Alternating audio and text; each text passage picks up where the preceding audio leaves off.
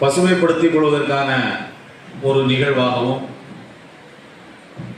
நம்முடைய மதரசாவினுடைய மாணவ கண்மணிகள் தங்களுடைய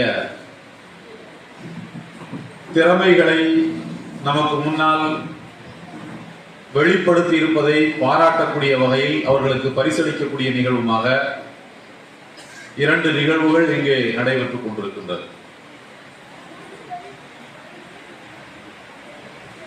எனக்கு இந்த அமர்வில் சமகால பிரச்சனைகளுக்கு ரசூலுல்லாஹி ஸல்லல்லாஹு அலைஹி வஸல்லம் அவருடைய வாழ்வில் எப்படியெல்லாம் தீர்வுகள் இருக்கின்றன என்பதை விளக்கி சொல்ல வேண்டும் என்று விழாவினுடைய ஏற்பாட்டாளர்கள், சங்கைக்குரிய உலமா பெருமக்கள் என்னை கேட்டுக் கொண்டிருக்கின்றார்கள். வாழ்க்கையில் ஒரு தனி மனிதனுக்கும் ஒரு குடும்ப தலைவனுக்கும் ஒரு நாட்டின் தலைவனுக்கும்